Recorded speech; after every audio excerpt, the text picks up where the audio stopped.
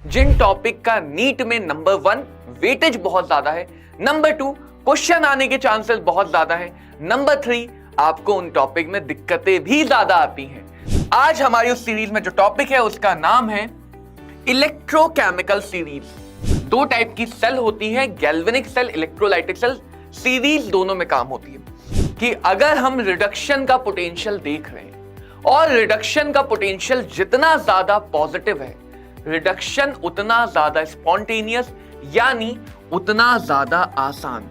अब देखो, इस टॉपिक को बहुत बढ़िया से अगर समझना है तो तुम्हें बेसिक बातों का आइडिया होना चाहिए।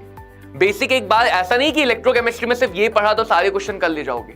एक बेसिक आइडिया हो तो ये टॉपिक के सारे क्वेश्चन डेफिनेटली कर ले जाओगे। जिसका डिफिकल्ट आसान मुश्किल है, जिसका रिडक्शन डिफिकल्ट है उसके लिए ऑक्सीडेशन आसान होगा, यानी उसके लिए रिड्यूसिंग पावर ज्यादा होगी, तो रिड्यूसिंग पावर ऊपर जाने पे बढ़ेगी। इस पूरे डायग्राम को 2-3 बार प्रैक्टिस करो, प्रैक्टिस करना बहुत जरूरी है। इस पूरे डायग्राम की 2-3 बार प्रैक्टिस करो तो अपने आप तुम हर क्वेश्चन में ये रिजल्ट निकाल पाओगे। 10 सेकंड से भी कम में आंसर मिल सकता है, लेकिन नहीं, इलेक्ट्रोकेमिस्ट्री में हमेशा संयम से काम लो, हमेशा पेशेंस रखो। ये बात नोटिस करना बहुत जरूरी है, इसीलिए कहा ना इलेक्ट्रोकेमिस्ट्री में हमेशा पेशेंस रखो। छोटी छोटी बातों पे नोटिस करो। साइन -2 बड़ा है, -3 बड़ा है, कुछ इसमें भी जल्दबाजी में गलती करते हैं। फिर रिडक्शन का है, ऑक्सीडेशन का, इसमें गड़बड़ हो जाती है। उल्टे में रिडक्शन पावर के लिए, ऑक्सीडाइजिंग पावर के लिए क्या देखना है, इसमें गड़बड़ हो जाती है। छोटी छोटी सिली मिस्टेक्स भर भर की होती है यहाँ पे। हेलो डियर स्टूडेंट्स, कैसे हैं आप सब लोग? मैं कमल शर्मा स्वागत करता हूं आपका infinity learn by Shri Chaitanya पे। तो बच्चों, हम यहाँ पे आपके लिए लेके आए हैं कुछ बहुत ज्यादा इंपॉर्टेंट कॉन्सेप्ट, बहुत ज्यादा इंपॉर्टेंट टॉपिक की सीरीज।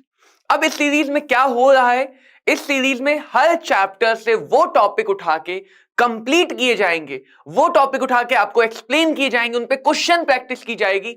जिन टॉपिक का नीट में नंबर 1 वेटेज बहुत ज्यादा है, नंबर 2 क्वेश्चन आने के चांसेस बहुत ज्यादा है, नंबर 3 आपको उन टॉपिक में दिक्कतें भी ज्यादा आती हैं। तो एक साथ 3 प्रॉब्लमों को शिकार करना है, 3 प्रॉब्लमों को गिराना है। क्या क्या है वो प्रॉब्लम, वो समझ ली। और आज हमारी उस सीरीज में जो टॉपिक है उसका नाम है इलेक्ट्रोकेमिकल सीरीज। अब इस टॉपिक का बच्चों, मुझे तुम्हें लगता नहीं कि बताने की जरूरत होगी कि ये कितना ज्यादा इंपॉर्टेंट है। इलेक्ट्रोकेमिस्ट्री में हम galvanic cell, Nernst equation, Gibbs energy, equilibrium constant सब कुछ पढ़ते हैं, बहुत पढ़ते हैं। लेकिन इलेक्ट्रोकेमिस्ट्री में दो ऐसे टॉपिक हैं जिनके आने के चांसेस सबसे ज्यादा हैं। तो हम यहां पे क्या करने वाले हैं, हम यहां पे हाई प्रोबेबल टॉपिक्स को टारगेट करने वाले हैं। उन टॉपिक्स को मार्क गिराने वाले जिनकी प्रोबेबिलिटी ज्यादा है, ताकि तुम अपने स्कोर को बूस्ट कर सको। तो फटाफट हम शुरू करते हैं भाई इलेक्ट्रोकेमिकल सीरीज के बारे में। मतलब क्या है इलेक्ट्रोकेमिकल सीरीज का? इलेक्ट्रोकेमिस्ट्री का टॉपिक है ये। तो ये टॉपिक किस चैप्टर में आता है? ये 12th के फिजिकल केमिस्ट्री का टॉपिक है, which is a chapter electrochemistry, जहां पे हम पढ़ते हैं इलेक्ट्रोकेमिकल सेल के बारे में। दो टाइप की सेल होती है, galvanic cell, electrolytic cell. Series दोनों में काम होती है। सीरीज का मतलब क्या है कि अगर हम एलिमेंट्स को, अगर हम कंपाउंड्स को, हम आयंस को, जो भी चीज है उनको उनके पोटेंशियल के इंक्रीजिंग या डिक्रीजिंग ऑर्डर में अरेंज कर दें, उनको उनके पोटेंशियल के इंक्रीजिंग या डिक्रीजिंग ऑर्डर में अरेंज कर दें, तो इससे जो हमें सीरीज मिलती है उसको बोलते हैं इलेक्ट्रोकेमिकल सीरीज। आईयूपीएससी भैया ने हमें स्ट्रिक्टली कहा है कि छोटे हमेशा डिफॉल्ट वैल्यू रिडक्शन का पोटेंशियल लेना, ऑक्सीडेशन का अपने आप निकालना, क्योंकि रिडक्शन का पता है तो ऑक्सीडेशन का निकाला जा सकता है साइन चेंज करके, राइट। एक ही पेयर के लिए दोनों का मैग्नीट्यूड सेम होता है, साइन अपोजिट होता है। तो जब तुम इस सीरीज को देखो सीरीज तुम्हें याद नहीं रखनी है, सीरीज तुम्हें याद नहीं रखना, मैंने इसका कोड भी है, लिखवा ना कर सर, बट सीरीज तुम्हें नहीं याद रखनी है। मैं फिर से बोल रहा हूं, नीट एग्जाम में आज तक सीरीज की मेमोरी से तो क्वेश्चन नहीं आया, उतना ही याद रखना जितना 10th में रिएक्टिविटी सीरीज याद करके आए थे। तो यहां पे लिथियम ऐसा एलिमेंट है जिसका स्टैंडर्ड रिडक्शन पोटेंशियल सबसे ज्यादा है। हाइड्रोजन ऐसा एलिमेंट है जिसका स्टैंडर्ड रिडक्शन पोटेंशियल 0 मानते हैं। इसी को हमने क्या बोला हुआ है? Reference electrode. इसी को हमने बोला है रेफरेंस इलेक्ट्रोड। और फ्लोरीन ऐसा एलिमेंट है जिसका रिडक्शन पोटेंशियल सबसे ज्यादा पॉजिटिव है। तो हम इंक्रीजिंग या डिक्रीजिंग ऑर्डर में अरेंज करते हैं, या तो इंक्रीजिंग ऑर्डर में कर सकते हैं यानी निगेटिव से पॉजिटिव की तरफ, या डिक्रीजिंग ऑर्डर में अरेंज कर सकते हैं पॉजिटिव से निगेटिव की तरफ। दोनों से रिजल्ट सेम आएगा। इसी सीरीज को बोलते हैं electrochemical series, ECS, electrochemical series. अब देखो सीरीज का यूज क्या है, जैसे रिएक्टिविटी सीरीज से तुम बातें समझते थे ना कि भैया जो ज्यादा रिएक्टिव है वो कम रिएक्टिव को धक्का दे देगा, खिसक उधर खिसका देगा, डिस्प्लेसमेंट कर देगा, ज्यादा रिएक्टिव हाइड्रोजन गैस इवॉल्व कर सकता है। तो यही सब बातें इस सीरीज से देखी जाती है। ये काइंड ऑफ रिएक्टिविटी सीरीज ही है। तो इसमें तुम्हें एप्लीकेशन समझने के लिए दो बातें बस समझ लेनी है कि भैया डेल्टा जी बराबर होता है -NFE, और स्पॉन्टेनियस होने के लिए डेल्टा जी निगेटिव होना चाहिए। अगर डेल्टा जी निगेटिव है तो ई की वैल्यू पॉजिटिव होनी चाहिए। यानी अगर ई वैल्यू पॉजिटिव है इसका मतलब जो हमारी प्रोसेस है वो स्पॉन्टेनियस है।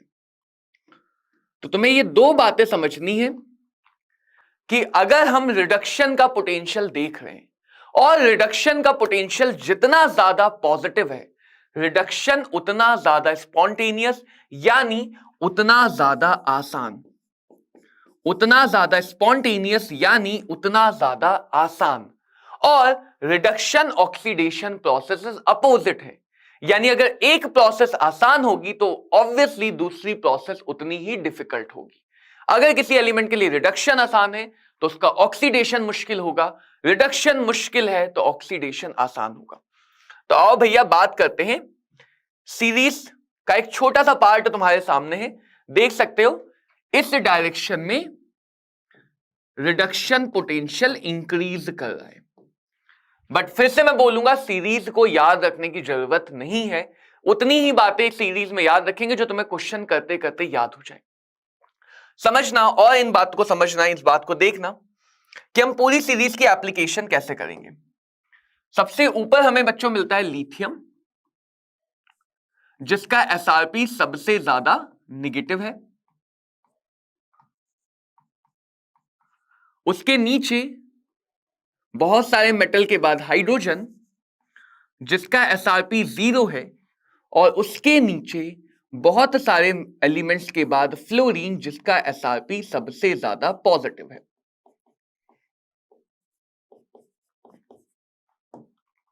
ठीक है, जैसे यहां सीरीज में देख सकते हो लिथियम के लिए -3.03, हाइड्रोजन के लिए 0, और नीचे मिलेगा फ्लोरीन 2 पॉइंट समथिंग उसका होता है पॉजिटिव में। बस इतनी बात एस्टेब्लिश कर लो, SRP निगेटिव होने का मतलब प्रोसेस होना मुश्किल है, पोटेंशियल निगेटिव तो प्रोसेस मुश्किल, रिडक्शन होना डिफिकल्ट हो जाएगा। SRP ज्यादा होने का मतलब प्रोसेस होना आसान है, यानी कि रिडक्शन आसानी से होगा। इसी बात को तुम चाहो तो हाई लो से भी याद रख सकते हो कि हाई SRP है तो आसानी से होगा, लो SRP तो मुश्किल से होगा। लो मतलब मुश्किल, हाई मतलब आसान। लो मतलब मुश्किल, हाई मतलब आसान, अगर वोल्टेज की बात कर रहे हो तो। अगर वोल्टेज की बात कर रहे हो तो जिसका रिडक्शन मुश्किल है उसके लिए ऑपोजिट प्रोसेस ऑक्सीडेशन आसान हो जाएगी, ऑक्सीडेशन आसान हो जाएगी। अब इस बात का बतंगड़ बनाते हैं। अब हम इस बात का बतंगड़ बनाएंगे, क्योंकि केमिस्ट्री में मजा तो तभी है ना जब हम एक छोटी सी बात को पकड़े और उसको फैला दें। राई का पहाड़ बनाना कहते हैं, राई का पहाड़ बना देंगे। देखो कैसे बनाएंगे। ये दो बातें एस्टेब्लिश कर ली, यानी जितना ऊपर जाओगे ऑक्सीडेशन आसान, जितना नीचे जाओगे रिडक्शन आसान। तो जो ऑक्सीडाइज होता है वो बन जाता है रिड्यूसिंग एजेंट। यानी पहली चीज, ऊपर की डायरेक्शन में जाने पे एलिमेंट्स की रिड्यूसिंग पावर बढ़ेगी। तो कभी तुमसे कहा जाए भैया रिड्यूसिंग पावर किसकी ज्यादा है, तो जिसका SRP कम उसकी रिड्यूसिंग पावर ज्यादा। रिजल्ट याद रखने से बेटर है जब भी क्वेश्चन आए रिजल्ट के लिए कंडीशन बना लो। जितना नीचे जाओगे रिडक्शन आसान होगा, रिडक्शन जिसका होता है वो साथ वाले का ऑक्सीडेशन कराता है। तो नीचे जाने पे ऑक्सीडाइजिंग पावर, नीचे जाने पे बच्चों ऑक्सीडाइजिंग पावर बढ़ जाएगी। तो ये हमें पहली एप्लीकेशन मिली रिड्यूसिंग ऑक्सीडाइजिंग पावर की। दूसरी बात, एनोड हमेशा किसको बोलते हैं जहां पे ऑक्सीडेशन होता है, कैथोड हमेशा किसको बोलते हैं जहां पे रिडक्शन होता है। यानी दूसरी बात यह है कि ऊपर वाला एलिमेंट या कम एसआरपी वाला एलिमेंट एनोड बनाना चाहेगा, नीचे वाला एलिमेंट ज्यादा एसआरपी वाला एलिमेंट कैथोड बनाना चाहेगा, कैथोड बनाना चाहेगा। इन्हीं से सारे सवाल आ जाते हैं। अगर मान लो तुमसे पूछें कि भैया ये रिएक्शन फीजिबल है या नहीं है, तो एनोड कैथोड पहचान लो, रिडक्शन ऑक्सीडेशन, सीरीज में देख लो, मैच कर गया तो फीजिबल, मैच नहीं किया तो नॉन फीजिबल।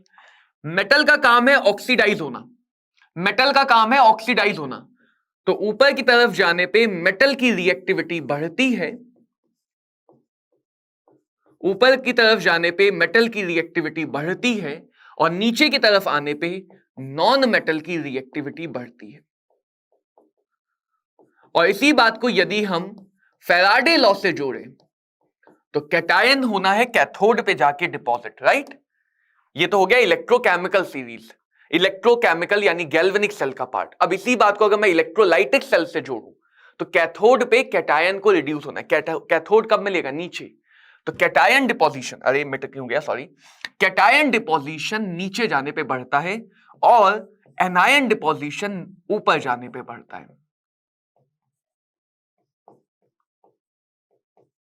कैटायन डिपोजिशन बच्चों नीचे जाने पे बढ़ेगा और एनायन डिपोजिशन ऊपर जाने पे बढ़ेगा। अब देखो, इस टॉपिक को बहुत बढ़िया से अगर समझना है तुम्हें, तो तुम्हें बेसिक बातों का आइडिया होना चाहिए। बेसिक एक बार, ऐसा नहीं कि इलेक्ट्रोकेमिस्ट्री में सिर्फ ये पढ़ा तो सारे क्वेश्चन कर ले जाओगे। एक बेसिक आइडिया हो तो ये टॉपिक के सारे क्वेश्चन डेफिनेटली कर ले जाओगे। बेसिक आइडिया हो कि कहां किसको डिपॉजिट होना है। समझ में आई इतनी बात कि रिड्यूसिंग पावर, एनोड, कैथोड कैसे पहचानोगे। जैसे एक छोटा सा एग्जांपल लेता हूं, ये आयरन है, यहां पे कॉपर है। तो अगर तुमसे कहा जाए एक सोल्यूशन में आयरन भी है, कॉपर भी है, और इसकी इलेक्ट्रोलाइसिस कर रहे हैं, और इसकी इलेक्ट्रोलाइसिस कर रहे हैं, यानी इसमें जब करंट पास करेंगे तो इन तीनों में कॉपर सबसे नीचे है, कैटायन के लिए नीचे वाला, तो कॉपर सबसे पहले डिपॉजिट होगा, यानी इलेक्ट्रोलाइसिस करने पे प्रोडक्ट हमें कॉपर मिलेगा। इलेक्ट्रोलाइसिस करने पे प्रोडक्ट हमें कॉपर मिलेगा। तो ये बात हम कैटायन एनायन डिपोजिशन से समझेंगे। और अगर पूछ ले कि भाई इन तीनों पेयर को लिया और अब सेल बनेगी तो क्या होगा, तो इन तीनों पेयर में कॉपर वाला कैथोड बन जाएगा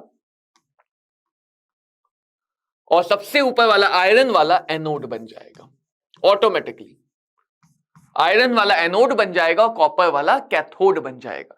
तो देखो, तुम्हें ये चारों बातें एक साथ नहीं याद रखनी है। अगर क्वेश्चन पावर कंपैरिजन का, तो यहीं से शुरुआत करो, थॉट की शुरुआत यहीं से होगी, और इजी ऑक्सीडेशन, इजी रिडक्शन, फिर अपने आप थॉट जाएगी reducing power, oxidizing power. Question anode cathode reaction की फीजिबिलिटी का है, अगेन शुरुआत यहीं से होगी, फिर थॉट जाएगी ऑक्सीडेशन यानी एनोड, रिडक्शन यानी कैथोड। क्वेश्चन यदि मेटल नॉन मेटल की रिएक्टिविटी का है, अगेन शुरुआत होगी ऑक्सीडेशन रिडक्शन, ऑक्सीडेशन मेटल की प्रॉपर्टी, रिडक्शन नॉन मेटल की प्रॉपर्टी। तो हर केस में जो भी क्वेश्चन पूछा है उससे पहले शुरुआत यहां पे होगी और उससे फिर डायरेक्टली तुम वहां पे जंप कर जाओगे। है ना आसान सा? है कि नहीं? बहुत आसान। अब सही एक क्वेश्चन देख लेते हैं। देखो, एक क्वेश्चन रट के नहीं करना है, रट के नहीं करना है कि यार सही तो हमें याद है। Reduction potential aluminium, silver, copper, इन सबका दिया है। क्या करो, सबको एक ऑर्डर में अरेंज कर लो। सबसे ज्यादा नेगेटिव किसका है? ये वाला पोटेशियम। तो पोटेशियम का पेयर, इसके बाद कौन सा है? एल्यूमिनियम वाला। सबके सब देखो रिडक्शन पोटेंशियल है। इसके नीचे कौन सा आएगा? लास्ट वाला कौन सा है? क्रोमियम का पेयर। और सबसे ज्यादा किसका है? सिल्वर का। तो एसआरपी के इंक्रीजिंग ऑर्डर में, हमेशा इंक्रीजिंग ऑर्डर में अरेंज कर लो। ये हो गया एसआरपी का इंक्रीजिंग ऑर्डर। सबसे पहले ये फिक्स करेंगे जिसका एसआरपी कम उतना मुश्किल, तो इसका रिडक्शन डिफिकल्ट है, इसका रिडक्शन आसान है। सबसे पहले इजी और डिफिकल्ट को फिक्स कर लो। सबसे पहले बच्चों इजी और डिफिकल्ट को फिक्स कर लो। तो हर क्वेश्चन में सीरीज बनाओ और इजी डिफिकल्ट को फिक्स कर लो। क्वेश्चन में वैल्यू तुम्हें दी जाएगी सीरीज बनाने के लिए। अब तुम सोच सकते हो कि भैया बात हो रही है रिड्यूसिंग पावर की, बात हो रही है रिड्यूसिंग पावर। तो रिड्यूसिंग पावर यानी खुद का ऑक्सीडेशन, खुद का ऑक्सीडेशन, जिसका डिफिकल्ट आसान, मुश्किल है, जिसका रिडक्शन डिफिकल्ट है उसके लिए ऑक्सीडेशन आसान होगा, यानी उसके लिए रिड्यूसिंग पावर ज्यादा होगी। तो रिड्यूसिंग पावर ऊपर जाने पे बढ़ेगी, रिड्यूसिंग पावर ऊपर जाने पे बढ़ेगी, तो सबसे कम होगी सिल्वर की, उसके बाद क्रोमियम, उसके बाद एल्यूमिनियम, उसके बाद पोटेशियम। तो मैं ये नहीं कह रहा हूं कि तुम्हें ये पूरा डायग्राम याद हो, इस पूरे डायग्राम को 2-3 बार प्रैक्टिस करो, प्रैक्टिस करना बहुत जरूरी है। इस पूरे डायग्राम की 2-3 बार प्रैक्टिस करो तो अपने आप तुम हर क्वेश्चन में ये रिजल्ट निकाल पाओगे, अपने आप क्वेश्चन में ये रिजल्ट निकाल पाओगे। तो रिड्यूसिंग पावर का ऑर्डर मिल गया, सबसे कम Ag, फिर क्रोमियम, फिर एल्यूमिनियम, फिर पोटेशियम। हमने इंक्रीजिंग निकाला था, क्वेश्चन ने डिक्रीजिंग पूछा था तो उल्टा कर दिया ऑर्डर। समझ में आई ये बात? एक और क्वेश्चन देखते हैं, एक और क्वेश्चन देखते हैं। मेटल दिए हुए हैं, मेटल दिए हुए हैं सबसे powerful oxidizing agent. Oxidizing agent के लिए क्या होता है? रिडक्शन आसान। ये फिक्स करो, वरना बच्चे, आधे से ज्यादा बच्चे तो भाई oxidation reduction oxidizing reducing agent में ही नाच जाते हैं। तो इस बात को फिक्स करो कि किस चीज में क्या देख रहे हो। रिडक्शन वैल्यू गिवन है, इंक्रीजिंग ऑर्डर में ही गिवन है, जितना ज्यादा मुश्किल, जितना ज्यादा निगेटिव उतना ज्यादा मुश्किल, जितना कम निगेटिव उतना ज्यादा आसान। 10 सेकंड से भी कम में आंसर मिल सकता है, लेकिन नहीं, इलेक्ट्रोकेमिस्ट्री में हमेशा संयम से काम लो, हमेशा पेशेंस रखो। तो आंसर आ जाएगा सबसे पावरफुल ऑक्सीडाइजिंग एजेंट मैग्नीशियम, सबसे पावरफुल ऑक्सीडाइजिंग एजेंट मैग्नीशियम। एक और क्वेश्चन दिखाता हूं बच्चों। हमें इलेक्ट्रोड पोटेंशियल दिए हैं एक्स वाई जेड के, एक्स का -1.2, वाई का 0.1 और जेड का माइनस। रिड्यूसिंग पावर तो अरेंज करते हैं, सबसे कम किसका है? जेड का, उससे ज्यादा किसका है? एक्स का, एक्स से भी ज्यादा किसका है? वाई का। यही तो ऑर्डर है, जेड एक्स वाई। अब रिड्यूसिंग पावर, इस डायरेक्शन में रिडक्शन का पोटेंशियल बढ़ रहा है, पोटेंशियल ज्यादा तो इजी, हर बार मैं शुरुआत यहीं से करूंगा।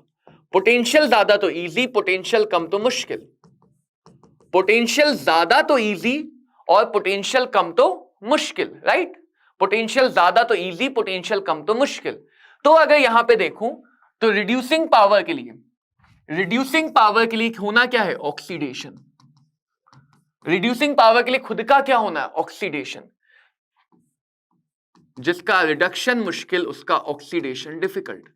तो रिड्यूसिंग पावर ऊपर की डायरेक्शन में बढ़ेगी, रिड्यूसिंग पावर ऊपर की डायरेक्शन में बढ़ेगी, यानी सबसे ज्यादा जेड एक्स वाई। आंसर आ गया ऑप्शन सी, आंसर आ गया ऑप्शन सी। तो ऐसे ही क्वेश्चन दिए जाते हैं, ऐसे ही क्वेश्चन दिए जाते हैं नीट एग्जाम में। रिड्यूसिंग पावर ऑक्सीडाइजिंग पावर को कंपेयर करना, रिड्यूसिंग पावर ऑक्सीडाइजिंग पावर को कंपेयर करना। बढ़िया, एक और क्वेश्चन, एक और बढ़िया सा क्वेश्चन देखो। ई नॉट दिया है आयरन का, नोटिस करो +3 से +2 यानी रिडक्शन दिया है। यह बात नोटिस करना बहुत जरूरी है, इसीलिए कहा ना इलेक्ट्रोकेमिस्ट्री में हमेशा पेशेंस रखो, छोटी छोटी बातों पे नोटिस करो। साइन, साइन -2 बड़ा है, -3 बड़ा, कुछ इसमें भी जल्दबाजी में गलती करते हैं। फिर रिडक्शन का है, ऑक्सीडेशन का है, इसमें गड़बड़ हो जाती है। उल्टे में रिडक्शन पावर के लिए, ऑक्सीडाइजिंग पावर के लिए क्या देखना है, इसमें गड़बड़ हो जाती है। छोटी छोटी सिली मिस्टेक्स भर भर के होती हैं यहां पे। तो जितना ज्यादा तुम पेशेंस रखोगे उतना बेटर। रिडक्शन का पोटेंशियल दिया है और यहां भी 0 से -1 रिडक्शन का पोटेंशियल दिया है, क्योंकि क्वेश्चन ने बताया नहीं कौन सा पोटेंशियल है, तो हमने चेक किया, हमने चेक किया किसका ज्यादा है। आयोडीन ऊपर आएगा, आयोडीन का कम है, और आयरन नीचे आएगा, आयरन का ज्यादा है। प्लस साइन के साथ देख रहे हैं, +0.77 बड़ा है, +0.536 से, है ना, बड़ा है। अब अगर देखें तो नीचे जाने पे कैथोड बनता है, क्योंकि रिडक्शन आसान होगा, ऊपर वाला एनोड बनता है। नीचे वाला कैथोड, ऊपर वाला एनोड। नीचे आने पे रिडक्शन आसान होगा, रिडक्शन का पोटेंशियल बढ़ेगा तो रिडक्शन आसान होगा। तो यानी फेवरेबल क्या है? फेवरेबल है आयोडीन का ऑक्सीडेशन, एनोड का ऑक्सीडेशन फेवरेबल होता है और कैथोड पे रिडक्शन। इसका उल्टा कर दोगे तो रिएक्शन नॉन स्पॉन्टेनियस हो जाएगी। तो 0 से -1 तो ऑक्सीडेशन नहीं है। एनोड की रिएक्शन होगी I- से I2, -1 से 0 ऑक्सीडाइज, और कैथोड पे रिडक्शन होगा, यानी कैथोड पे आयरन +3 बदलेगा आयरन +2 में। आयरन +3 बदलेगा आयरन +2 में।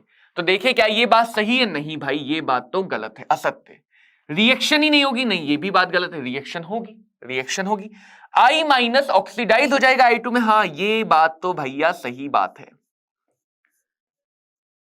ये बात सही बात है। Fe+2 ऑक्सीडाइज होगा, ना ना ना, ये बात भी गलत है।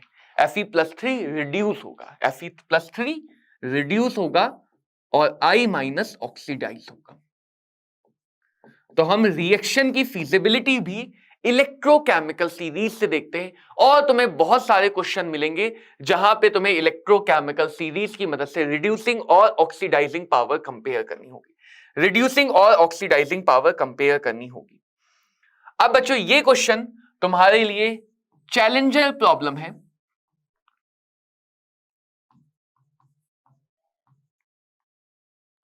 ताकि तुम समझ पाओ कि भाई जो तुमने पढ़ा अब उसके बाद तुम नीट लेवल का हर एक क्वेश्चन कर पाओगे या नहीं कर पाओगे। तो इसका आंसर मुझे कमेंट बॉक्स में बताना।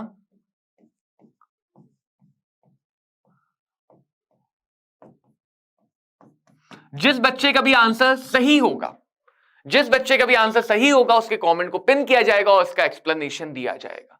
तो ये बच्चे तुम्हारे लिए एक चैलेंजर प्रॉब्लम है, क्वेश्चन इलेक्ट्रोकेमिकल सीरीज का ही है, नीट लेवल्स के ही आसपास का ही है। तो ट्राई करना इस क्वेश्चन को। मिलेंगे बच्चों अगले टॉपिक में, बहुत जल्दी अगले टॉपिक में हम मिलेंगे, जहां पे हम ऐसे ही बहुत ज्यादा प्रोबेबल टॉपिक्स को लाके तुम्हारे सामने उनको खोल के रख देंगे। तो उम्मीद करता हूं सबको ये सेशन पसंद आया हो। अगर सेशन पसंद आया हो तो लाइक करना, कमेंट करके मुझे बताना कि तुम अपनी तरफ से किस टॉपिक को और ज्यादा अच्छे से समझना पढ़ना चाहते हो। थैंक यू बच्चों, have a great day, bye bye.